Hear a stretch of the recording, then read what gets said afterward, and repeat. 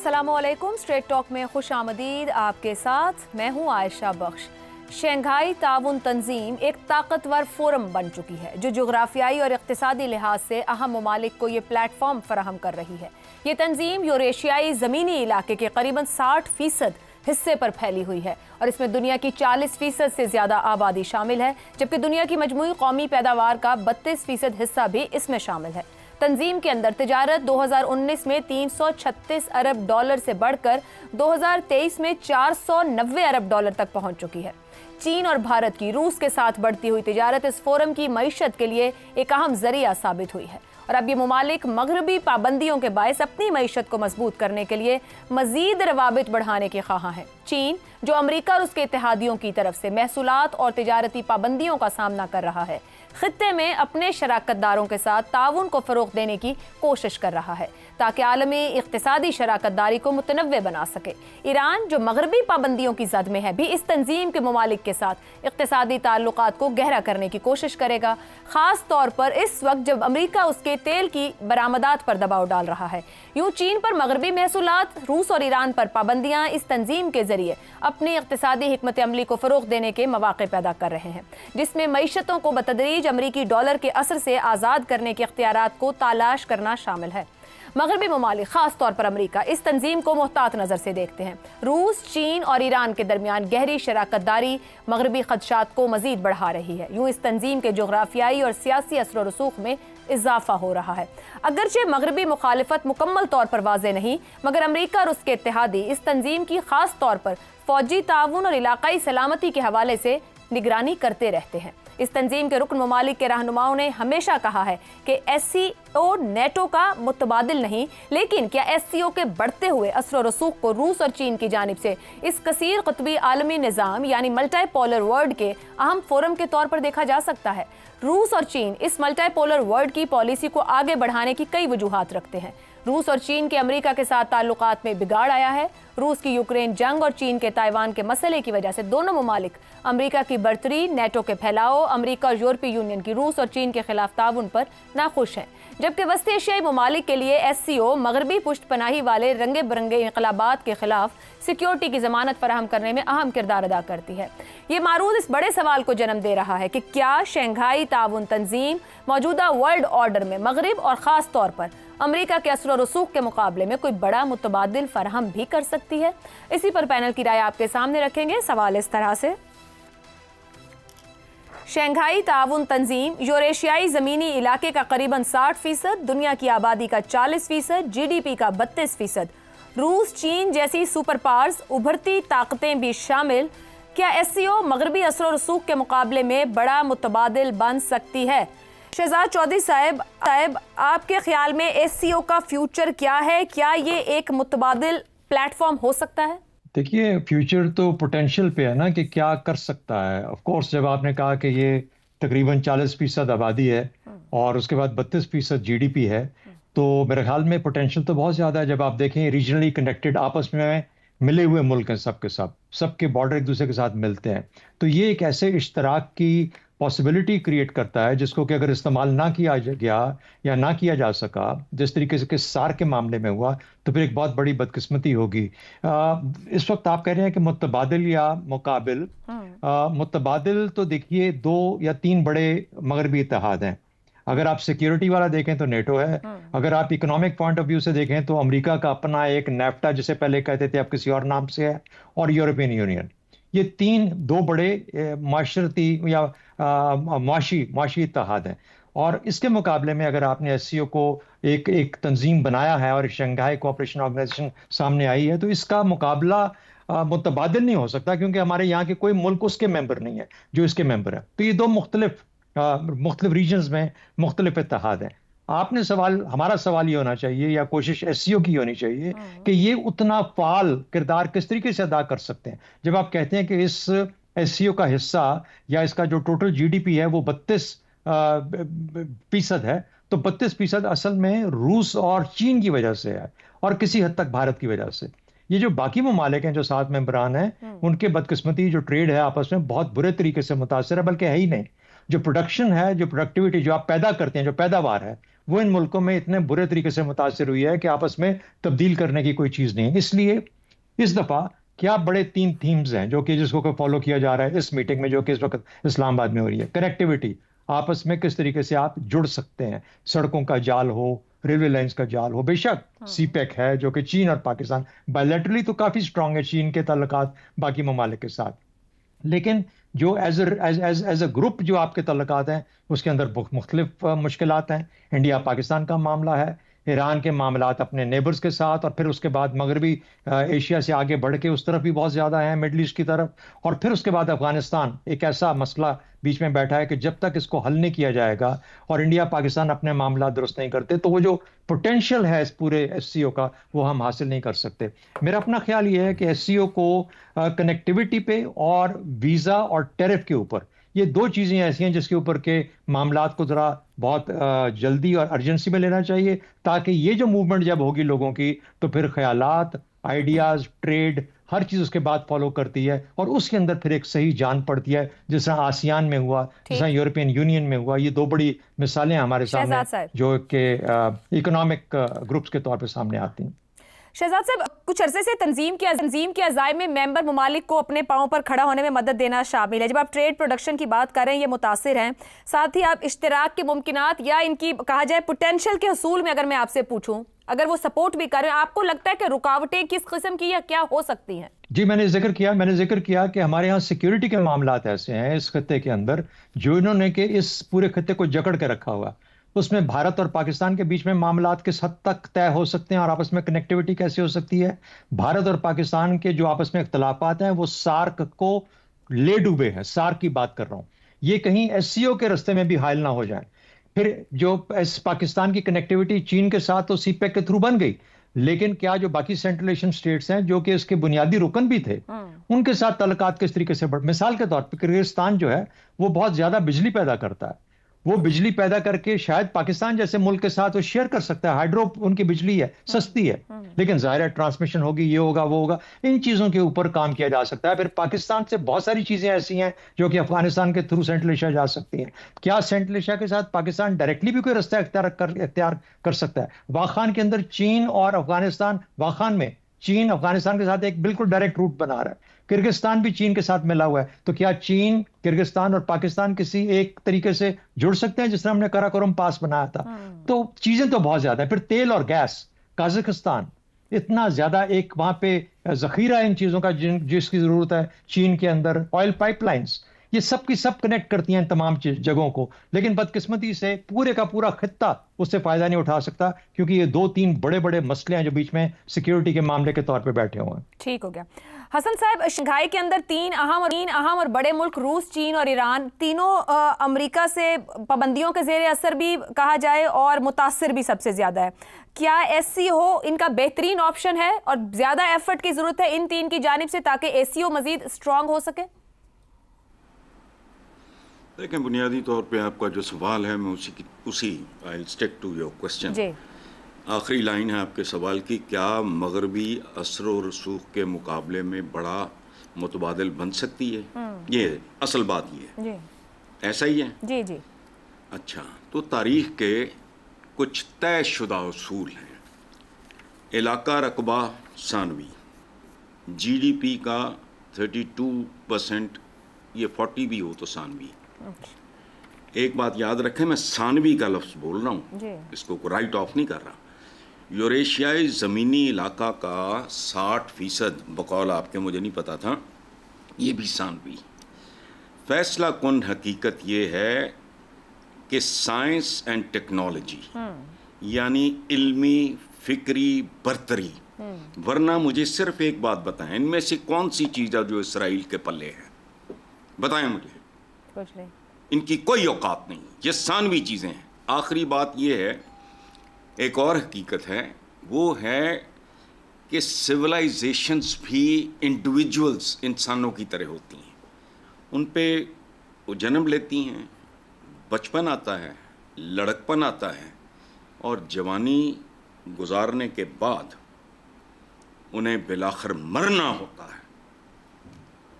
हम में से बेशुमार लोग उन सिविलाइजेशंस के नामों से वाकिफ नहीं हैं। जिन्होंने बड़ा अरूज देखा है। हम तो पिछले 1,500-2 हज़ार साल की तारीख पे इत्तफा करते हैं ना नॉर्मली, ऐसा नहीं है। सो ये दो चीज़ें मेरे नज़दीक, बाकी सब कुछ छान। मगर साइंटिफिकली और टेक्नोलॉजी वाइज जो कि आज का दौर है, आप पुरानी सिविलाइजेशन की बात करें, अब तो टेक का दौर है, तो यहाँ तो चाइना भरपूर टक्कर दे रहा है कि अमेरिका को बहुत कुछ बैन करना पड़ता है चाइना को लेके। नहीं, ये पुराना दौर नहीं है। याद रखें, तारीख आपको बताती है जिन लोगों ने पहली बार, जिन कौमों ने या कबीलों ने घोड़े को वॉर मशीन के तौर पे इस्तेमाल किया, उन्होंने डोमिनेट किया। फिर उन लोगों ने डोमिनेट किया जिन्होंने घोड़े में जीन और लगाम और काठी और रकाब ऐड कर दी थी। ये देखें, एक बात आखिरी सुन लें। जी।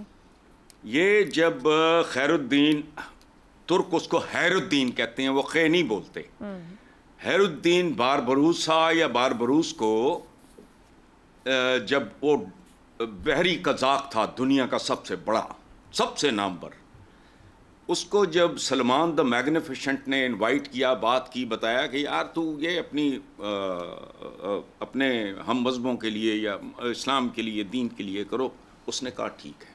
उसके बाद एक मुहावरा वेस्ट में आम हुआ कि समंदर की लहरें हैरुद्दीन बारबरूस से पूछ के चलती, चूंकि वो उस जमाने के एतबार से, वो उस वक्त टेक्नोलॉजी डे 1 से है। ठीक, ये गलत फहमी है, स्टोन एज, वुड एज थी वो। सो इस कौमों के अरूज व ज़वाल के पीछे हमेशा से बरतरी रही है। वेपनरी किस तरह की, अरबों की तलवारें घटिया होती थी। ठीक है, टेक्नोलॉजी किसी ना किसी शक्ल में हमेशा रोल करती रही है और फैसला कौन रही है। दुरुस्त, जी बिल्कुल। ठीक है। इफ्तिखार साहब, सर जंग में नेटो के मुकाबले में वारसा रही, एससीओ में भारत इस वक्त मौजूद है। अमेरिका का तो फैली नहीं, मगर अमेरिका के खिलाफ भी नहीं जाता है, तो भारत हमें हर जगह पर दिखाई दे रहा है।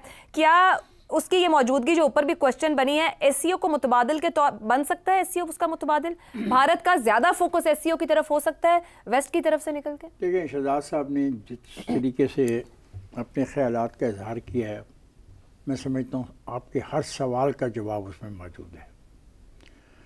ये नहीं हो सकता कि हिंदुस्तान यहाँ पे शामिल होने के बाद अमेरिका से अपने तल्लुकात में कोई कमी करेगा, नहीं करेगा। ये हुआ नहीं, दुनिया में नहीं होता ऐसे।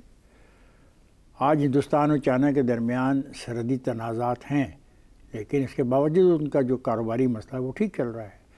ये बात बहुत अहम की आपने बताई है, और शहजाद साहब ने जितनी तफसील से बात की है वो बड़ी इम्पोर्टेंट है। सिर्फ अफ़गानिस्तान का इसमें ताल्लुक नहीं नज़र आ रहा, मुमकिन है कि किसी मौके पे जाके अफ़गानिस्तान भी इसका पार्ट बन जाए।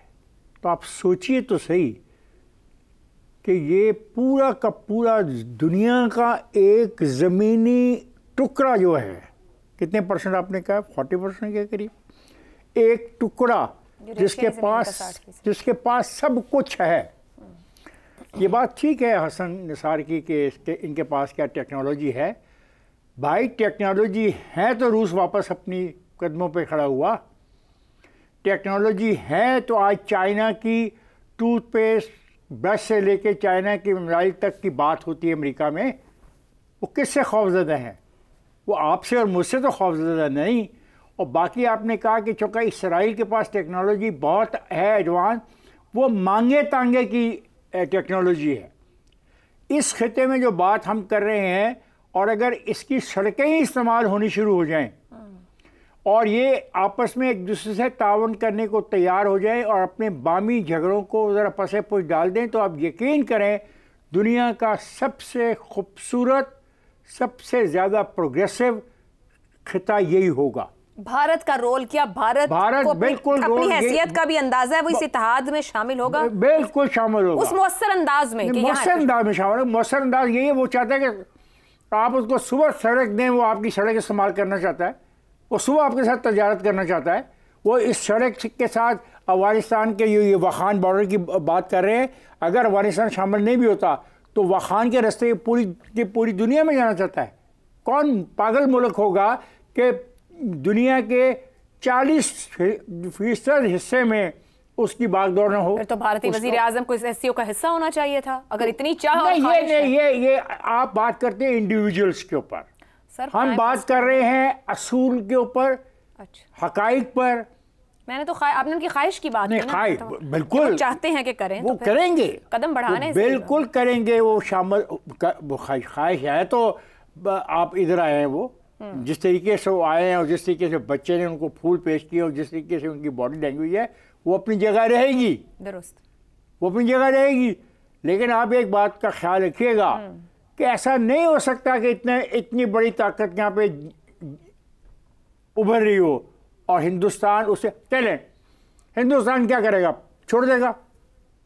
अमेरिका के साथ दोस्ती रख के इन तमाम ममालिक के साथ जो इस खिते में है उनसे दोस्ती छोड़ देगा, उनके रास्ते इस्तेमाल करने छोड़ देगा, उनके तल्लुकात बनाने से छोड़ देगा, सस्ती टेक्नोलॉजी ट्रांसफ़र करने को या सस्ती टेक्नोलॉजी लेने को छोड़ देगा। मैं नहीं मानता, मैं नहीं मानता इस बात को।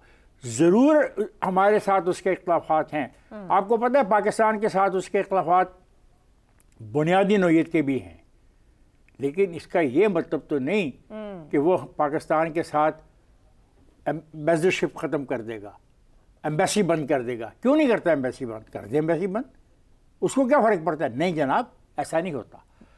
इस खिते के अंदर ये तब्दीली और अगर इसमें दहशत गर्दी का ख़ात्मा शामिल है और ये फ़िक्रा शामिल है कि रियासतों के अंदर रियासतें बनाने की जो ख्वाहिश है और जो दहशत गर्द तंजीमें ये सोच रही हैं उसकी नफ़ी है, तो मैं आपको बताऊं कि दुनिया का मुस्तकबिल, कम अज़ कम मेरे बच्चों के बच्चों का मुस्तकबिल तो मुझे इस सारे खिते के अंदर नज़र आता है। कभी जाके उनके मुल्क देखें, उनकी तहजीबें देखें, उनका कारोबार देखें, उनकी ज़राअत देखें, उनका रिहाइश देखें, उनकी मतलब कोई चीज़ भी ऐसी नहीं है जो थर्ड क्लास हो। ठीक हो गया, ठीक हो गया। और ये अमेरिका, जहाँ जाके देखें सड़कों के ऊपर लोग भूखे सो रहे हैं, जहाँ जाके देखें वहाँ पे बाइबल बेल्ट है, जहाँ जाके वहाँ पे देखें कि गुर्बत के कितने कितने बड़े वाक़यात होते हैं। शिफ्ट नजर आ रहा है वेस्ट से ईस्ट की तरफ। मैं कह रहा हूँ कि जितने कत्ल शिकागो में होते हैं पूरी की पूरी इस कजाकिस्तान की रियासत में नहीं होते होंगे। ठीक हो गया इफ्तिखार तो हमें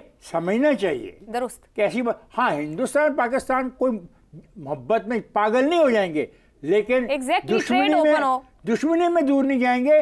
बाबा अभी कश्मीर में इलेक्शन हुआ है, कौन हारा है?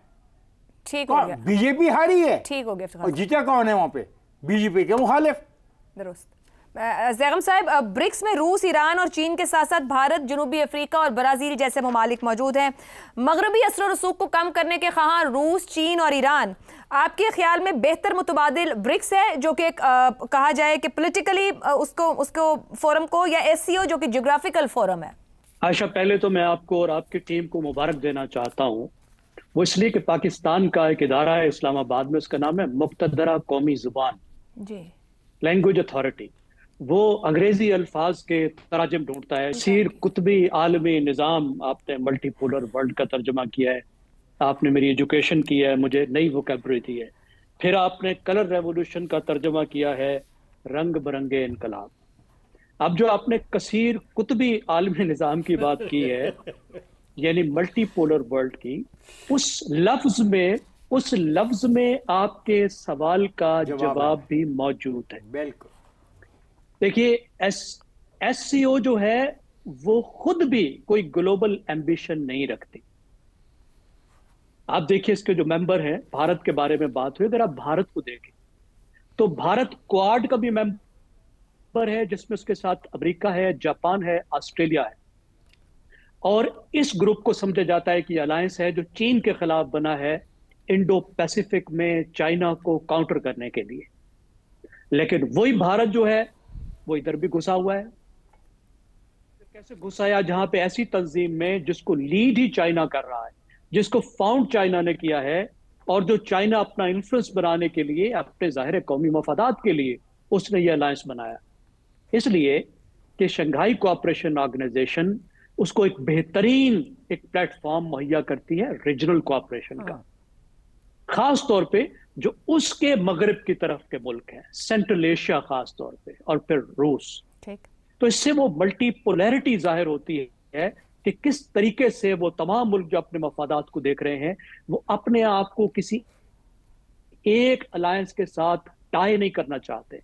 इस तरह का दौर नहीं है जिसमें आपको मजबूरी थी कि आप किसी एक ग्रुप का हिस्सा बने। लेकिन ये ज़हन में रखिए, पाकिस्तान के बारे में बहुत सी गलतफहमियां पाई जाती हैं। जब दुनिया में दो ताकतें थी, कोल्ड वार थी, उस वक्त भी पाकिस्तान ने दूसरी साइड से जबरदस्त अलायंस। बाद का अगर आप तारीख को देखें तो पाकिस्तान चीन के, रूस के बहुत करीब आ गया था, और जो कम्युनिस्ट वर्ल्ड थी उसके साथ भी पाकिस्तान ने कोऑपरेशन काफी बढ़ा दी थी। इस वक्त अगर आप देखें, देखिए पाकिस्तान का क्यों जरूरी है कि हम अपना एक बैलेंस रखें। पाकिस्तान की जो एक्सपोर्ट्स है, अब ये ट्रेड की दुनिया है ना, नंबर 1 चीज ट्रेड है। हमारी 30% एक्सपोर्ट्स जाती हैं उन मुल्कों में जो SCO के मेंबर हैं। हमारी 70% एक्सपोर्ट्स उन मुल्कों में जाती हैं जो SCO के मेंबर नहीं है। और ये वो मुल्क है जो या तो खुद मगरिब है, हमारे सबसे बड़े ट्रेडिंग पार्टनर जो है वो यूरोप और अमेरिका है, या वो मुल्क है जो मगरिब के इत्तेहादी हैं, मगरिब के बहुत करीब हैं, जैसे अक्सर अरब मुल्क है। इसके बाद आप ये देख लीजिए कि रेमिटेंसेस हमारी कहाँ से आती हैं। इंपोर्ट जितनी हमारी एक्सपोर्ट्स हैं, अब तो उससे भी कहीं ज्यादा हमारी रेमिटेंसेस हैं। रेमिटेंसेस हमारी या तो मगरिब से आती हैं या फिर उन मुल्कों से आती हैं जो नॉन SCO हैं, जो मगरिब के इत्तेहादी हैं, मगरिब के करीब हैं। और उतनी अहम बात यह है कि आला तालीम, रिसर्च, टेक्नोलॉजी, इसके लिए हमारा मगरिब पर इंहिसार है और रहेगा। लेकिन SCO ने हमारे लिए एक नया दरवाजा खोल दिया, और इस दरवाजे के अंदर जाने के लिए, इसका फायदा उठाने के लिए बिल्कुल हमें इस चीज की कोई जरूरत नहीं है कि हम कोई दूसरे अलायंसेस और जो दूसरे हमारे फायदे हैं हम उनको छोड़ दें। उनका भी उतना फायदा उठा सकते हैं। SCO हमें वो रीजनल कनेक्टिविटी फराहम करती है जिसका हम मुद्दत से इंतजार कर रहे हैं। 2-3 दहाइयों से हम देख रहे हैं कि हम सेंट्रल एशिया से अब ज्यादा जुड़ेंगे, रशिया से ज्यादा जुड़ेंगे। जो हमारी जोग्राफियाई हैसियत है उसको हम माशी तरक्की का जरिया बनाएंगे। हमारी जो पोर्ट्स हैं वो आधा दर्जन से ज्यादा जो लैंड लॉक्ड मुल्क हैं, और उनकी जो एनर्जी है और एक्सपोर्ट्स हैं, उनका रास्ता बनेगी और हम अपने आप को एक ट्रेड हब बनाएंगे। इन तमाम चीजों का मौका फराहम करती है। और उसके साथ जो बहुत ही अहम चीज है, इस वक्त जबकि हमारी सिक्योरिटी पर इन्हिसार मगरिब पर कम हो गया है, अमेरिका का पाकिस्तान की सिक्योरिटी में कोई स्टेक, कोई दिलचस्पी नहीं बची, बहुत कम हो गई है, और पाकिस्तान के चैलेंजेस मौजूद हैं। तो उस वक्त SCO एक ऐसा प्लेटफॉर्म है जो टेररिज्म, सेपरेटिज्म, एक्सट्रीमिज्म के खिलाफ एक मुश्तरका जिद्दोजहद की बात करता है। तो हमें सिक्योरिटी के लिहाज से भी, हमें कनेक्टिविटी के लिहाज से, ट्रेड के हिसाब से हमें फायदा ही फायदा है। इसकी कोई कॉस्ट नहीं है कि इसमें शामिल होकर हम कोई दूसरे ताल्लुकात हैं उसकी कीमत दें, और ना हमें जीरो सम अंदाज में सोचना चाहिए। दुरुस्त हो गया, दुरुस्त हो गया। ज़रिया, आपका ब्रेक पे जाने से पहले ये कह दूं कि जो आपने कसीर कुतुबी आलमी निज़ाम या रंग बिरंगे इनकलाबात की बात की, तो हमारी टीम में कंटेंट पे उमर जावेद साहब हैं। ये उनकी बदौलत मुझे ज़रा बोलने में भी फिर उतनी एहतियात करनी पड़ती है कि दुरुस्त तौर पर लफ्ज़ चला जाए। गुफ्तगू कंक्लूड करते हैं, यहाँ पर पहुंची कि SCO के जरिए पाकिस्तान को सिक्योरिटी, ट्रेड और कनेक्टिविटी का एक नया दरवाज़ा खुल रहा है। सो जो साथ चल रहा है उसको लेते हुए इस नए दरवाजे से फ़ायदा उठाया जाए। एक ब्रेक लेते हैं, ब्रेक के बाद हम बात करेंगे सोशल मीडिया पर फैला है जान, हकायक से सब लाइल्म मगर शोर शराबा कहीं ज्यादा। इस ब्रेक के बाद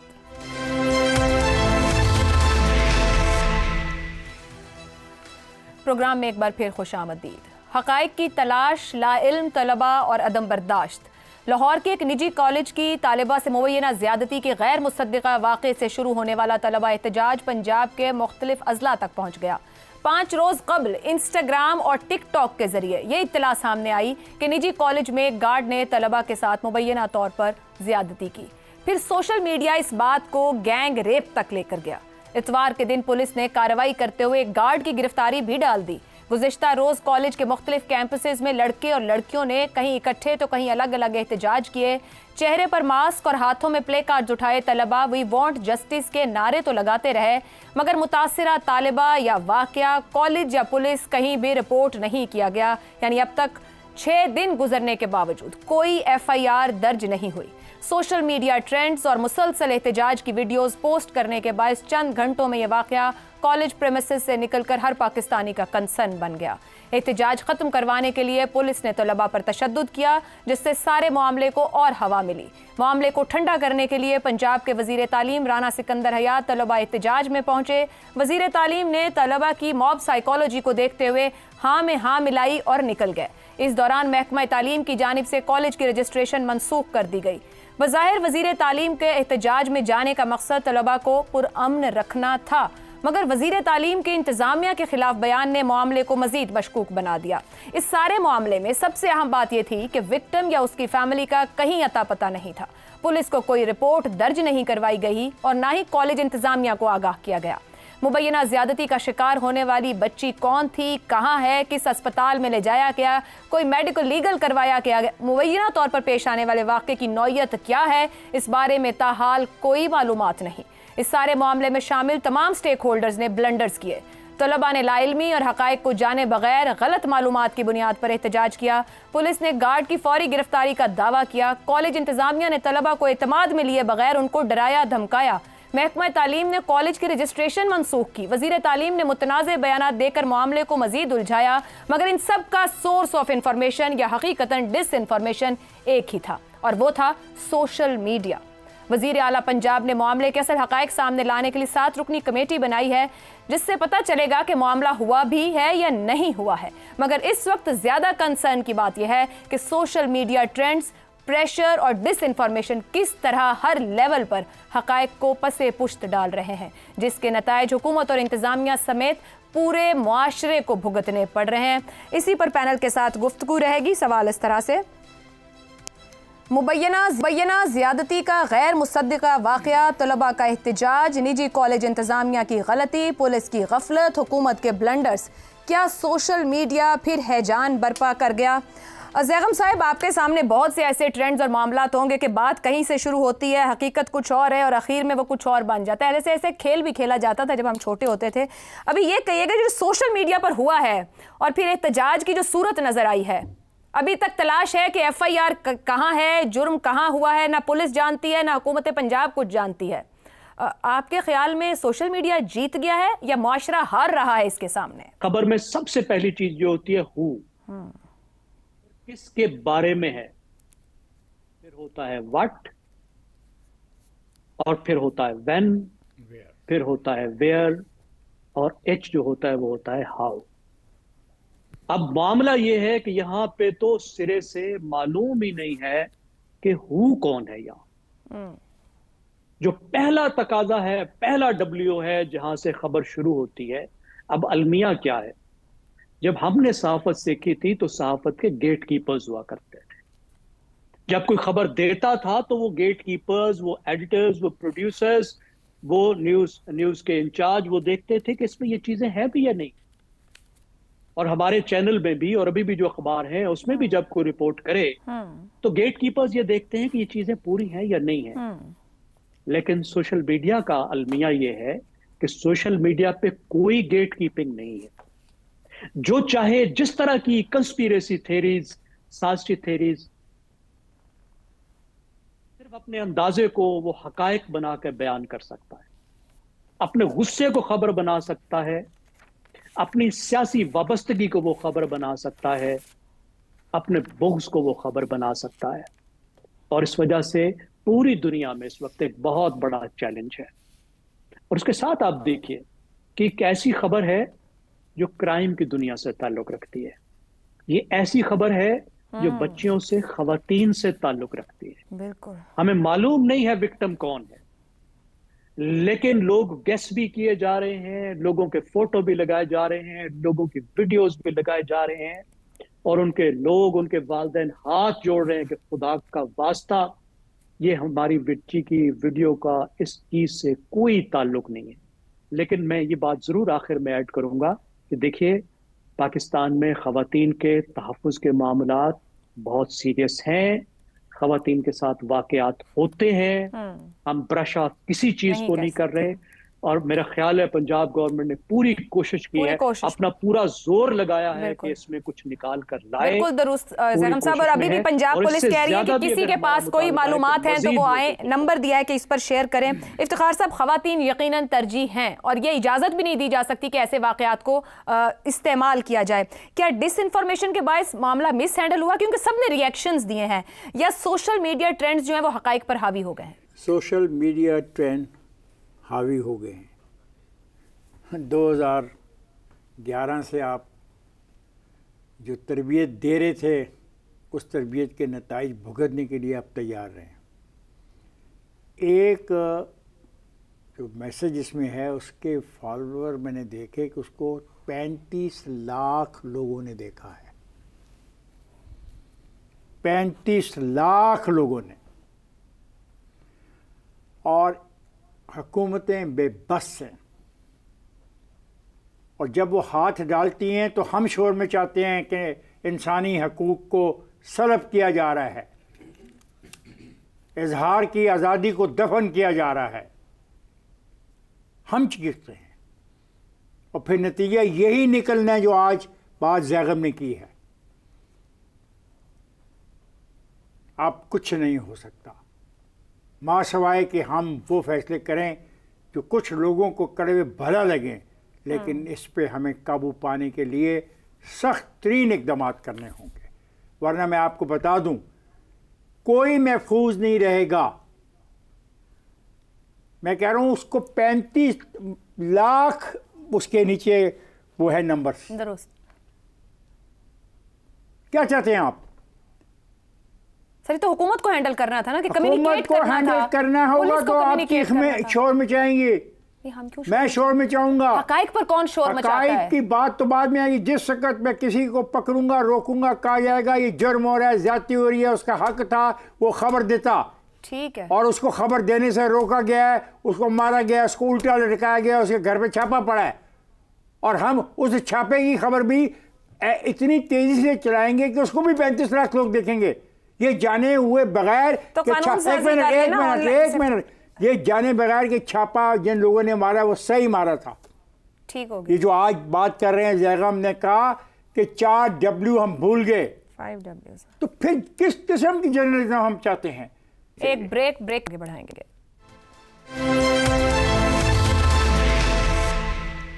प्रोग्राम के आखिरी हिस्से में एक बार फिर खुशामदीद। हसन निसार साहब, ये जो वाक़या है इसकी कोई हक़ीक़त, कोई अभी तक सदाकत कहीं मौजूद नहीं है, सबको तलाश है। ये सब के सब क्या डिसइंफॉर्मेशन का शिकार हो गए इस वाक़ये में? जो कुछ सोशल मीडिया पे होता रहा सब उसको रद्द अमल देते गए सिर्फ? नहीं भाई, मामला बिल्कुल टोटली कुछ और है। ये अभी बात हो रही थी 4 Ws की। हम और भी बहुत कुछ भूल चुके हैं। से एक छोटी सी 3 लफ्ज़ों की बात मोहम्मद अली जिन्ना ने कहा था, यूनिटी पाकिस्तान में उसका कोई वजूद नहीं, फेथ कोई वजूद नहीं, डिसिप्लिन कोई वजूद नहीं। गौर करें, देखो बात सुनो, मामला बिल्कुल और है।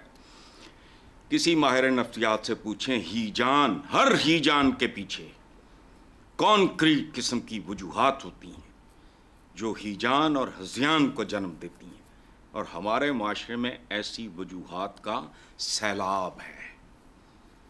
खसो खाशाक, हवेलियाँ, झोंपड़ियाँ सब उसकी नज़र हो रही हैं। ये तो कुछ भी नहीं, रोज़ इस तरह की खबरें होती हैं। एक पे रिएक्शन आ गया। अच्छा, मैं डे 1 से, जब से पाकिस्तान का इकोनॉमिक क्राइसिस शुरू हुआ है, मैं डे 1 से एक बात कर रहा हूँ कि पाकिस्तान का इक्तिसादी बहरान नहीं है, ये पाकिस्तान का अखलाकी बहरान है।